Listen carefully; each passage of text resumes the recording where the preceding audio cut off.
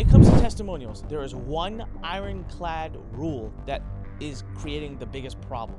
How can we establish typicality? The problem with typicality is just guessing what the typical experience is leaves you open for interpretation and scrutiny, unfortunately, by regulatory. One of the lights of hope for everybody here is the one word that I saw physically perk up the ears of the attorneys at the FTC multiple times was. It just makes it more difficult. That's why I'm saying going back and doing past data is so much harder than starting from the beginning. Could we do an initial survey that says, hey, how much of the course have you completed, and then like the ones who say 80% plus, pull them out and then start doing the further data with them? I hear this all the time on it.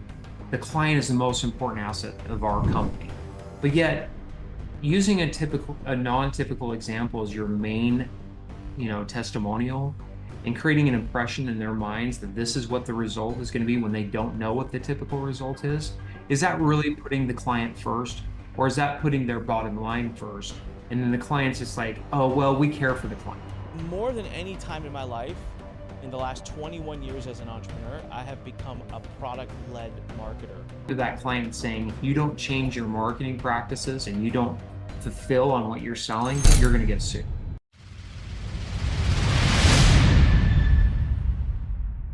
Welcome to another Don't Say That episode, and today we're going to talk about testimonials and why you can't use them. I know, that sucks, right? No, it's okay. I come bearing hope. Today is a hopeful episode because the way you're using testimonials, you can't. Today we're going to talk about how you can. Listen, when it comes to testimonials, there is one ironclad rule that is creating the biggest problem. So you need four things, okay? We've discussed this before in this exact podcast, so I'm going to quickly speed roll through it. You need four things to be able to use a testimonial. Number one, you need a signed affidavit, a signed release, allowing you to use the person's name and likeness in your marketing. Okay, great. Not a problem. Number two, you need substantiation. So if someone said, hey, I made $32,000 thanks to your help, you can't just take their word for it. If you use it in your marketing, it's no longer their claim, it's now your claim. So you need to actually go to the person and say, prove it. I need proof I need to keep documentation about your results. Okay, you know what? That's a bit of a pain in the ass, but still doable. So no problem. Number three, this is where it falls apart. Typicality. Does your typical customer make $32,000 in 30 days? And most marketers have no idea. And this isn't just for make money. This is for weight loss. This is for investing. This is for trading. This is for health. This is for supplements. This is for anything. The problem is most all marketers, including myself, we have no idea what the typical results are. And number four rule was a proximity of disclosures and disclaimers. Again, not a problem. Happy to put those in. But we get stuck on number three, typicality. Now, I today want to challenge Greg. I want to have this argument with my attorney where I want to say, no, I want to be able to use results-based testimonials. Even if they're not big results, I want results-based testimonials. Tell me how to establish typicality. What does it take? What is typicality? And I'm going to poke and probe some questions on your guys' behalf. So without further ado, let's welcome back Attorney Greg. Greg, what's up, man? How are you doing today? Hey, good, Onik. Thanks for having me on again today. Greg, is that Delta plane new behind you? No, yeah. So, that's when you hit the million miler thing, they send you this. This is like a gift that Delta gives you. And I kept it not because I loved the plane. It's the status symbol of all the time I was away from my family over the last 20 years. So I keep it. It actually had a nice little stand, but it broke. So that's where it's at right now. So anyway, yeah, nice to point that out. So, but when my kids come in, I was like, hey, this shows you that this is more important than you, because this is what I was gone, for the last 20 years. So anyway. This is more important than Funny. you. Yeah. So that's like your 2 Comma Club award. Yeah. Yep. for Yep. flying. Exactly. Yep. Exactly. You know what's funny? I saw it behind you and I immediately knew. I'm like, I bet, because I know how much you fly. So I was like, I bet that's got something to do with flying. The only other person I know other than you that hit the Million Mile Flying Club is my uncle, who went to China 6 to 8 times a year for like 15 years. And so now with United, he's just like king of United wherever he goes. For years later, he hasn't flown. I mean, he hasn't worked for a long time. But anyways, I digress. So let's talk about typicality. Help me out. Give hope. There's how can we establish typicality? And the big thing I want to address, Greg, is look, we know for a fact, right? We're going to be selling this book soon, Greg, right? Which reminds me, I forgot to do a promo. Guys, if you want a free marketing assessment from us, in order to see if you qualify to get like a, not qualify, in order to see if you're a good fit for a good marketing audit, from a full marketing audit from us, go to the link below or go to don'tsaythat.com/audit, AUDIT. Fill in the form real quick. Someone from my team will talk to you about your marketing, all right? Also, this book, I'm proud to say we're on the home stretch of, as of the filming of this episode, we're on the home stretch. I have like, Greg is done. I have like maybe 40 or 50 pages left, and then it's going to the editor and it's going into production mode. And so we're going to start talking about actually selling it. The point, so great, I got my promos out of the way, but the point I'm trying to make here is we know, Greg, we know most people who buy this book aren't going to read it. It's the unfortunate truth. It's the truth with every book, and that carries over to courses. So I want to talk about how we address that, a measure we don't have much control over when we're establishing typicality. But anyways, I'm going to let you kind of go on a monologue now. Typicality, how is that established? I think the problem with most marketers when I'm reviewing their ad copies and I look at their success stories or their case studies or whatever they call it, the problem is that they've been running for years and they haven't set the foundation in order to collect what the typical experience for their customer is. So they look at it and it's like, this is very difficult because they haven't spent 2 seconds thinking about it. What I recommend for clients to do is if you want to use and try to figure out what the typical experience of a consumer is, you have to have little benchmarks of either surveys and touch points with the client to understand what their journey is through the process. You can't just guess. A lot of clients I'll ask, like, what do you think the typical experience is of your client or your customer? And they're like, it's this and this. I'm like, how do you know that? Well, I feel it. Well, unfortunately, that's not a defensible position in court. Well, Your Honor, I'm sorry, but they felt that this was the typical experience. And so they use this as an example. You're going to lose every time on that. It's not defensible. So I always tell clients, like a lot of times in a marketing review, what I'm talking about is give me the ability to defend you. Give me something that I can stand in court and that's a legitimate argument. If somebody came and told you that, hey, I'm selling a cryptocurrency, come and join me with this. Our typical experience is a 50% return on investment month 1. You're like, okay, well, where's the data? You'd ask for that. And if they don't give you the data, guess what? You're not investing in that crypto fund. So, or investments or securities or whatever it is, right? So help me help you, basically. So let's talk about what foundational pieces you could put together to have elements. I'm going to use the Beachbody example because I think they do a really good job with this. And this pertains regardless of what industry you're in, whether it's fitness or, weight loss or make money or information or securities or whatever it is. So what they do is from the moment that a client, let's use their P90X. From the moment that a client signs up for the course, the 90 days of insanity, right? The insanity challenge or the other challenge they have. What they do is they start collecting data. It's an intake of where they're at to start with because it's a journey. And they say that, journaling is part of that so you can understand what the progress is and you're keeping track of things and it helps you to see better performance if you keep track of what you're doing on a daily basis. That's what writing down what you eat, how you're exercising, following the plan, the whole thing. So they have touch points throughout the entire process. So at the end of the 90 days, you have this transformation. One, you've got the picture of the scale and the person from the day one they step on the scale to 90 days later where they look incredible and they've made huge change in progress and they've dropped 40 pounds and they look ripped and it looks just way better. And so they built that into their system so that they can find out along the process, they can say, of the people who follow our 90 days, do our meal plan, this is the typical result. Like they on average lose 5 to 6 pounds or whatever it is, whatever the typical result does. So how do you portray that in your marketing? Same thing. Whether it's information, you're telling people how to do Amazon selling, affiliate marketing, investing in the markets. You start collecting data from the beginning so you can see and track what the average consumer is actually doing with it. Now, the problem with some of the make money type of offers that are out there is that once people you're training, your clients are making money, they're very hesitant about giving what their financial results are. So sometimes there has to be some sort of incentive to get them to participate in that. And that's fine as long as you disclose that incentive. The problem with typicality is just guessing what the typical experience is leaves you open for interpretation and scrutiny, unfortunately, by regulatory. It's not defensible. So I had a conversation with a client a couple weeks ago, and in the conversation it was they used an example of somebody who joined their course and was able to see significant progress on the training that they received within a 2-month period of time. When I asked, well, is this representative of your other what you're hearing from other customers? And they're like, no, not at all. And then I say, well, you can't use this as your primary example. Everybody's going to see this. And even if we have a little disclosure that says, hey, not typical, your results may vary.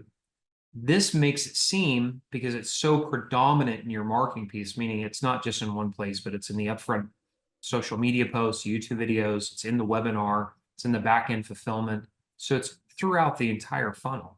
You can't use this as your, hey, this is our our flagship testimonial, but it's not typical of everybody else. So what this process of having foundation does for you is it allows you from the beginning to start collecting data, processing that data and finding out what your typical results are. So when you're getting examples, they can fit within that mold. It's not an outlier. It's not like the example I just mentioned to you, which nobody's ever done before.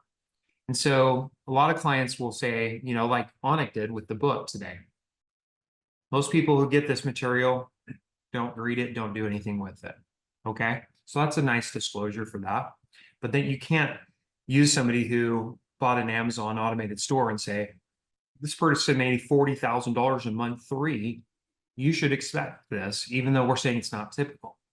You can't disclose an earnings claim like that. So typicality is hard, but it's not impossible. It just takes effort. Think of all the time and resources you've put into trying to figure out how your marketing works. A/B testing, different, social media posts, different campaigns. You're figuring out, you're paying money, ad spend, you're doing all this. You're putting time and effort to figure out what a conversion of the marketing piece is. But most of you aren't putting any time and effort into finding out what the customer's experience really is. And it helps you 2 ways. Sorry, I'll get off my soapbox. No, you're good. Yeah. One, it allows you to find out what the typical experience is. Number 2 is you get a pulse on what your customer is doing. So if you can find, you're like, you know what, our upfront marketing says X, Y, and Z, but really clients are not getting X, Y, and Z. They're getting A, B, C, and it's not anything like X, Y, Z. We better make sure that we change our upfront marketing to mesh more with what we're actually fulfilling, because that's not representative of the customer's experience. Because remember, it's not just the testimonials, but it's overall net impression they're getting. The testimonial is a key component to that net impression, but all of the other things you're doing, if that marketing doesn't, match up with what you're fulfilling on, you're going to have problems, complaints, chargebacks, refunds, customer concerns. So anyway, you can do it. You So just have to do it methodically. so most LMSs, learning management systems, guys, members areas, platforms, they're not really built to provide that level of feedback. So in the Beachbody example that you had given, I loved it, and I thought about it later. I'm like, man, it would be very difficult to implement across the board for average people, only because Beachbody's got a huge budget to obviously build out their own tech. But in the example of Beachbody, everybody, what Greg had said was, when you come in as a client, you engage with it for accountability reasons. You put your before picture in. Every week you update it. You put your exercises in. You fill in the forms, and then they have it scheduled so that every couple of weeks someone from Beachbody reaches out to you, talks to you, gets notes, checks in, and so all that engagement they're doing with the platform is substantiation. They're giving you data that shows that the results actually came from what they're doing with you. And then at the end of it, they put the after picture and they report how much weight they've lost. So now what Beachbody is able to do is they have the substantiation. They're able to, oh, and by the way, before they even start with Beachbody, before they even start the program, they do a signed release. Right in the beginning, they sign something that clearly says that Beachbody has the rights to use their material for marketing. So number one is done. Number two, substantiation is done because they have all of it in their system throughout the journey of the 90 days of the person. Proximity of disclosures is fine, but the third, which is typicality, is established because now they can say, for the average customer who completes our 90-day exercise regimen and dietary programs, you can expect to see a weight loss of 10 pounds as given our study. What I found interesting here, Greg, was that we're able to say for the average person that completes our program, that would be a typical result for the person who completes it, but that is not a typical result for the customer. So Right. do you also have to report the fact that 92% of people never complete the program? No, you're qualifying exactly what you're looking at, right? Okay. And they So yeah. so in my example, all right, let's go back to the program I used to have, Email Startup Incubator. It was a 6-week course, and it would help you launch your affiliate business and yada, yada, yada. Now, I didn't have typicality studies and these things built in, but let's assume for a minute that 95% of people don't ever complete the program. Some don't even log in, don't do anything with it. But the 5% that do, somehow, let's say I built it into the system so I know who's completed it or who's at some stage, and I survey them. So this isn't as good as Beachbody because see, in Beachbody, it's a little different. You're putting pictures of your body in and reporting how much Yeah. weight is lost. Income Right. earning is like how much have you made, how many sales did you get. People may just skip putting that in. It's not as tangible. But if I do a survey, so let's say 1,000 customers, 50 complete the program. I do a survey of the 50. I give them general ranges like, hey, have you made 1,000 to 5,000, 5,000 to 10,000? Because I think I'll get more answers. And out of those 50, 20 reply. But 30 of the 50 who completed don't reply. Can that substantiate a typicality? Can I then say for the people that complete my program, go through it, finish the 6 weeks, and then actually launch their business, the typical result we saw amongst the 40% that Those who responded to the survey responded, yeah. of those who responded. Okay, so I see what's happening. So one of the lights of hope for everybody here is the typicality doesn't have to be as hard as you think, as long as when you say what you say, you qualify how you reached it, right? So in my case, it's like, guys, this is what I did. Of the people that completed the program, I sent a survey. And of the ones who responded, the typical average result was XYZ. And now, of course, you've got to have that substantiation documented and on record, because I'm sure the FTC will 100%. I will say this for everyone who's listening right now. The one word that I saw physically perk up the ears of the attorneys at the FTC multiple times was survey. And I'll tell you the story of how this happened because it was kind of funny. So they asked us for surveys and stuff. We didn't have anything that would satisfy what they were looking for.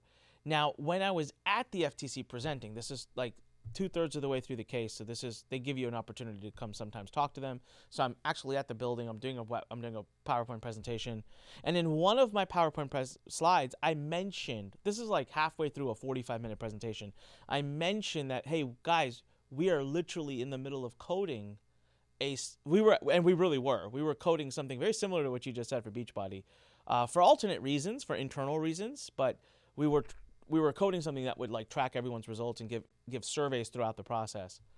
Would you believe, like 30 minutes later when I finished the presentation and I'm like, any questions?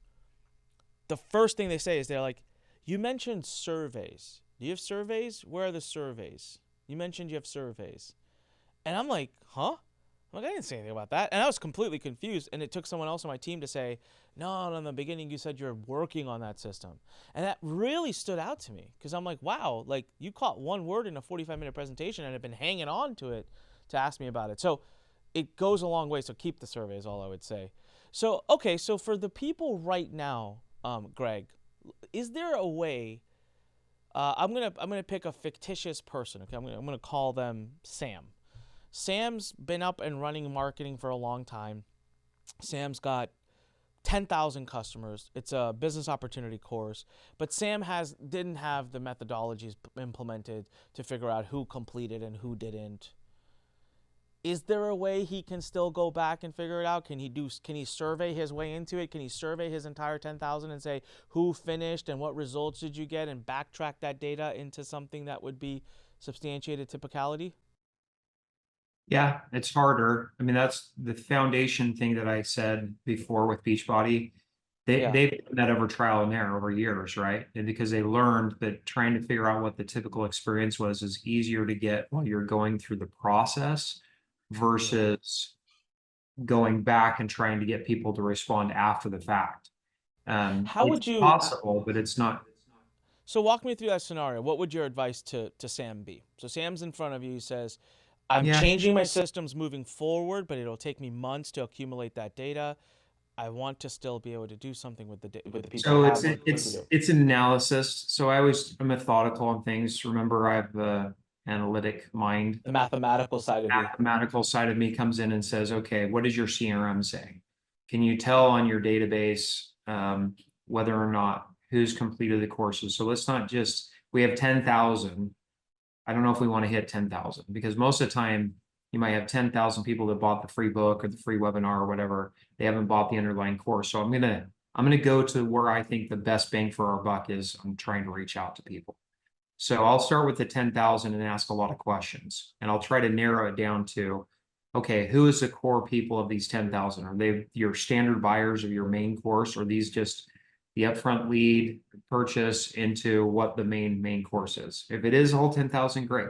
Okay, can we go back to the database and can we find out who finished the course? Hopefully they have significant, database enough to be able to determine that. If they can't, then that's a problem, but hopefully they do. I think most of you have sophisticated databases to know whether or not somebody's completed course. And maybe you don't have a big group of people who did 100%, but you've got a big group that's done 80%, and so we focus on that. So then we determine that. Now, how I've done this with other clients is there's two approaches. One is we come up with ourselves a list of different survey questions to qualify them, to lead them into another more intense survey, kind of a see who responds. Some of them might have bad data. Maybe it's old client, expired client. So we will only have email addresses. So if we have email and phone, if we have proper opt-ins, we'll send an email and a text to that group that we've determined. We see of that group who responds. So if we say we've gone from 10,000, we're down to 1,000. We send 1,000 email and texts. We find out what the results of those are. And then once we have that, we're like, okay, we're getting 250 of the 1,000 people that we've texted and emailed have responded. And here's the initial. So now we've got a group of people that we can focus on, our kind of our case study group. So then we go from there and then we send a follow-up survey that's a little more in depth. Now there's two approaches for that follow-up survey. One is we do it ourselves, or two, what I've done in other clients is we go out and we find, and I did this for a client of mine because we wanted to really have good surveys and typicality. So we went and found out there was a couple of cases where the FTC used a company to do surveys and typicality on a litigation case. I went and hired a company and I had them do the surveying and the results because I knew that it was already a source of the FTC. So they couldn't come back and say, hey, this isn't a company that's legitimate. They couldn't argue that because I knew that they had used the same company in a different case. So we hired them to come in, and then they, as an independent third party, finished that second phase of surveys and typicalities. So they had a list of what they needed to get from the clients and documentation and responses. They came up with the questions on the surveys. So it's third party neutral. They reach out, they grab the information, they assess the information, figured out what the typical responses were of that core group that we'd gotten down to. And then that's how we got the typicality. So then they said, this is an independent audit. What we came with our results. So it does a couple of things for you. You could do that yourself as a company, but the problem is there's always scrutiny that if you're a stats person or you're a math person, that any kind of data that you have can be slanted in a way that looks most favorable to, the company. But if you have an independent third party that's what they do, and they've worked with the FTC before, and they come up and they say, here's what the typical experience of your client is, then you've got something that I can now go into court and defend you with, where Yeah. what you're doing right now isn't. Does that cost money? Sure. But if you're wanting to go out there and say, the typical experience of my client is X, Y, or Z, you've got to have something that's going to be able to help back that up in case somebody comes, knocks on your door and says, we don't believe you. Yeah. We have it all right here. Yeah. So what I took away from what okay, so one question, and I'm going to summarize what I took away. What if they don't have that sophisticated database? So now I'm in front of you, I'm Sam, and I'm like, I don't know who completed it and who didn't. I have no way of knowing that. Is it dead on the arrival, or is there anything else we could do? It just makes it more difficult. That's what I'm saying. Going back and doing past data is so much harder than starting from the beginning. Could could So, we do a initial survey that says, hey, how much of the course have you completed, and then like the ones who say 80% plus, pull them out and then start doing the further data with them? yeah, you can. I mean, it's not as great as if you had a CRM that Sure. said they had 80% completion of the course. Because So if you do that and you find out the results are that only like 10% of your total customers have ever completed more than 50%, that could, you got to be careful. I would do that with an attorney, because mm, if you do that internally and you run that, it's kind of like when yeah, you're auditing calls from 1 to 100 and everything's 20 out of 100, and you're like, okay, if you do yeah, that survey and it comes back that only 10% of your total customer base completed 40% of all of the training, that's not a good stat. You don't want to have mm, that internally. So the FTC comes knocking your door, or any regulatory body, and says, hey, did you do surveys? What were the results of that survey? and you have And to then you're provide it. like, oh, wow, they didn't perform really well. And most of our clients never used the service. And they all on average paid $10,000 per, unit. And So that's a so mess. immaculate feedback there for everybody, right? You got to know this number, and if you do it with an attorney, so it's protected under attorney-client privilege, and let the attorney lead that. Yeah, it's going to cost you money, but that's up to you. Now, if your past data is important enough to you, current marketing, it's probably because you're making enough money to put some money into this. So if you don't have a CRM or a LMS, I should say, that can track the completion rate per user, thing number one is build that in. Look, if I don't know if the existing popular ones like Kajabi and ClickFunnels and Go High Level and all of them have it or not. If they don't have it, then as a user base, you guys should start demanding it. I'm certainly going to be loud about it so that they build it in. If you're using WordPress or your own instances of these members areas, then it's something you can get coded or built in. So it's not difficult. I think actually I would say a lot of LMSs probably do have it, because that's data that a marketer or an educator would want to know so they can make their courses better. So first things first, check into that, right? Because if that's not there, you have a fundamental problem that you need to solve first, right out the gate. Before you go all beach body, make sure you have the rudimentary like ability to just track who's completed how much. Now, if you don't have that and you want to use your past data, get with an attorney and start doing those surveys under the attorney and seeing what comes up. Now, what I summarized, Greg, from what I took away from you was, for a minute, let's assume you had the data, so you're able to pull out the Right. number of people that have completed 80% or more of your training. It's not a cookie cutter process. You should be working with an attorney as to which questions to ask and how to go about it to get the first level of survey out to them. But then what you're even saying beyond that is bring in a third party to finish it up, and then Right. to give you a written, this is what we think your typical result is, and that would just go a lot further, Yeah. in if and in case you get hit. Because I represent on other cases as well. When you've got like a third party, like a partnership dispute, and you all own a part of a business, what do you do to try to figure out what? I always get a third party business analyst to come in and do an evaluation of the company. So we're not just drawing at straws of what the valuation of the company is. And then Mm. the partners can't argue. Just like when you're selling a home, you go get a third party appraisal to figure out what it is. This is a third party in non-interested party that's looking at data and then coming up with a report. It adds a level of credibility. But to go back to my other point about this, my clients never go and hire that. I do because they contract with my firm for that service. So anything they do falls under the attorney-client privilege that I provide to that. Now, if we end up using the client ends up using the data, obviously they're waiving a little bit of that privilege because they're going to the world and saying this is what the typical results is. But if the Mm. data comes back poor and we don't like what it says, it's non-discoverable. They haven't contracted out with the third party. I have. So everything that the third party touches, I've touched. So it's Mm. just building what I call paper foxholes, little things that in case there is an investigation, we're protected. Now, again, my whole point in trying to do this is preventative. We want to avoid investigation because we're following the law.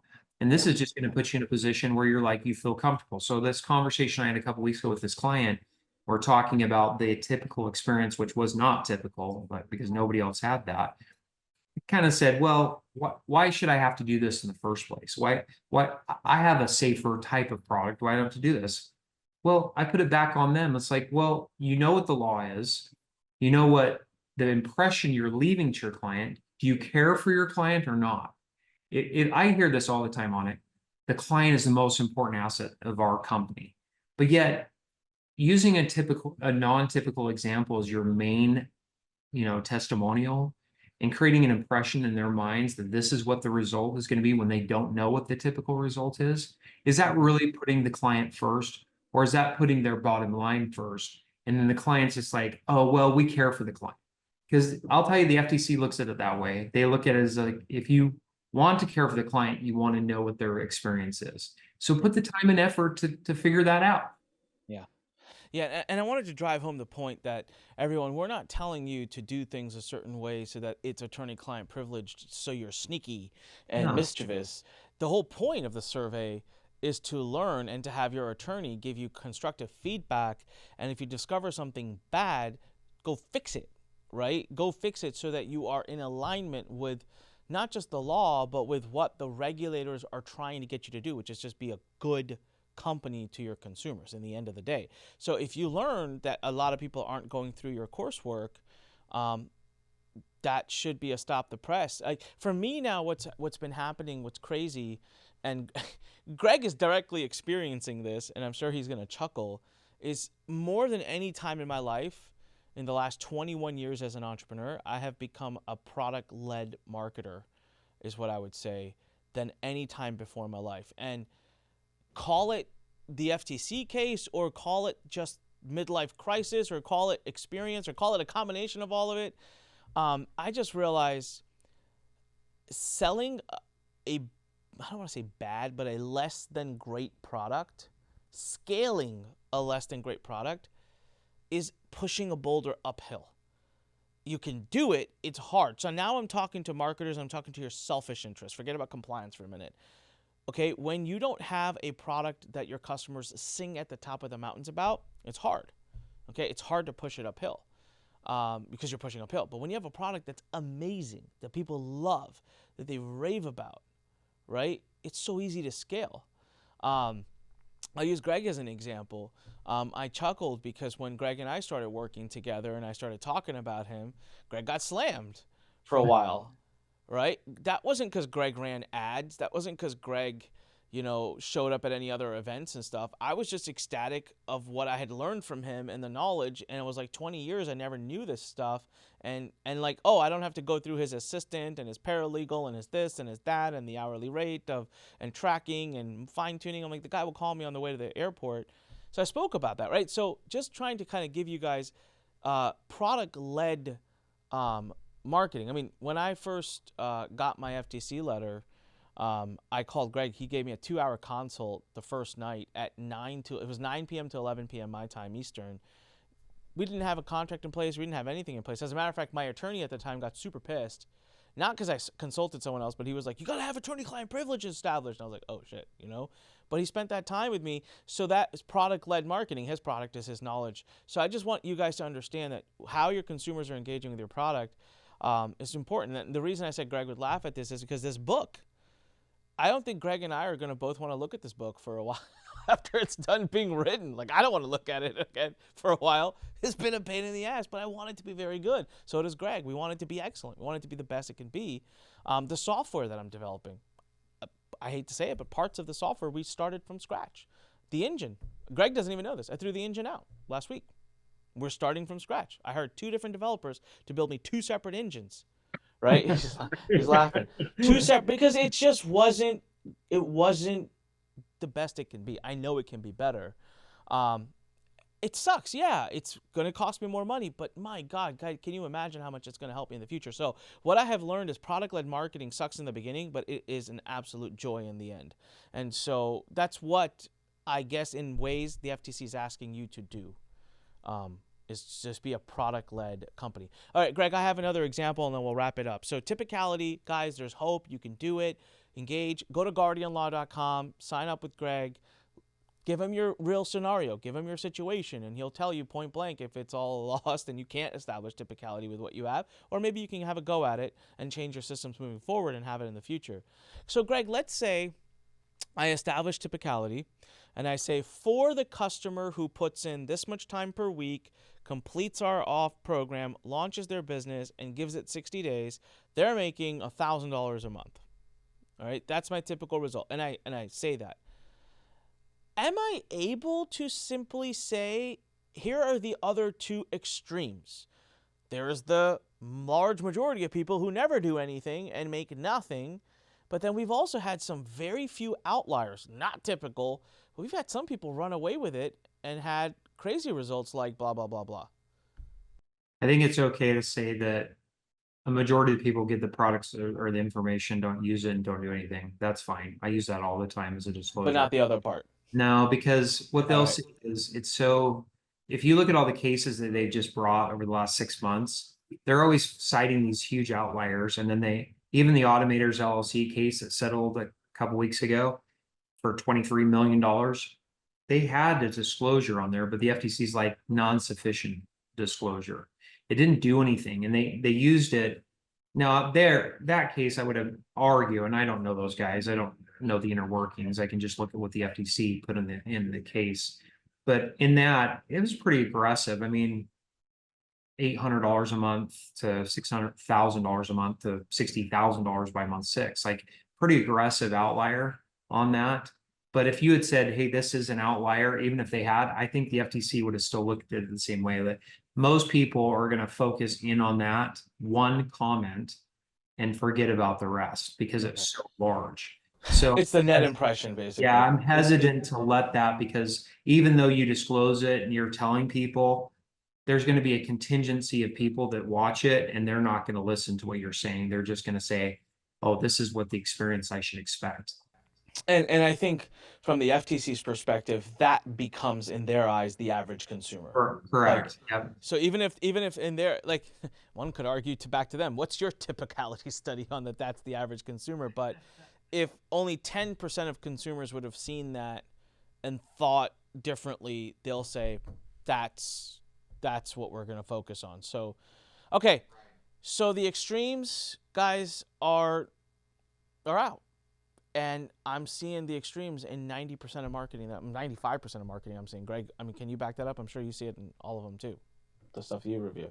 It is very rare. I just looked at a person that you know that we haven't even talked about came to me a couple of days ago, and I looked at it, and the first thing I went to is success stories. And this was better. Like, they actually did a way better job. You could tell that they had put some time and effort into it, but there were still examples that were there. When you watch the videos, you're just like, no, this guy's talking about making 10 grand in a week after joining a service. It's like, you can't help it. But that's why having somebody that understands what they're looking about is so important. Like, so if it's a free, review of of the landing pages and websites and front, that to start with, at least it gives you direction than to try to guess. My worry is with most marketers have never had anything like that done, or if they have, it's cursory. So I even talked to a client this week, a potential client. I've got FTC attorneys. And so I went through their website and just identified like 5 basic things. I'm like, if these are FTC attorneys, go back to them and ask them about this, this, and this. I'm happy to help their general counsel or their FTC attorneys, Yeah. but I can tell within a nanosecond whether they really understand what they're looking at or not, because Yeah. like no disclosures on success stories or case studies, that tells me they haven't looked at any of the FTC rules as it pertains to Yeah. testimonials. Got it. So All right. So, everyone, there's the harsh truth. All right. You can use it, you can do it, but you have work to do. So, it depends on how bad you want it. Greg, you have clients that I'm assuming are using typicality testimonials that aren't extreme, that aren't ridiculous. yes, And is yeah, it working just as fine for them as any other works. client that's using the It extremes? works great. Even the small little examples of, somebody making $10 sale, it converts really well because it resonates better with people. But I Mm, will tell you this on talking about what you said earlier about when you get that case study, doing the attorney-client privilege. If I have a client that I'm representing and it comes back and only 10% have used the service, 40% of the total service, and the rest have never used it, I'm going to that client and saying, if you don't change your marketing practices and you don't fulfill on what you're selling, you're going to get sued, whether it's mm, a class action or a regulatory suit. I'll be quite honest with them. I'm like, you got to take this data. If you don't do anything with it, you're opening to liability on this. So got it. yeah, I mean, getting through the typicality and having that and having, even if it's small, even if you're just saying, hey, our typical experience is clients are able to do this and generate $100 a month on average. That could be game changing for a lot of people, Yeah. especially if it's $1,000 product sell, $100 a month, that's Yeah. 10%, more than 10% for the per month. Got it. All right. Awesome. Well, everyone, there you go. That's yet another episode of things not to say and things to say and how to say the things you want to say legally. All right. So make sure you go to NAOC. I think I gave you the wrong URL before, by the way. Man, I need to. NAOAC.com/audit, guys. That's the right URL if you want to do the audit with us. So it's also it's the first URL in the description below. So if you're looking to have us review your marketing. So the first high level review is free. It's called a marketing assessment. We'll get on, we'll kind of give you a good gauge of how good or bad we think it is. Then after that, you have an ability to actually get the full-blown audit with us. So click the URL that's below, naoac.com/audit. And then, of course, keep your eyes and ears open for the book, which will be coming out very soon. And we'll see you back here next week for yet another episode with Greg of Don't Say That. And as I always say, when life pushes you, stand straight, smile, and push it the heck back. See you guys later. Bye.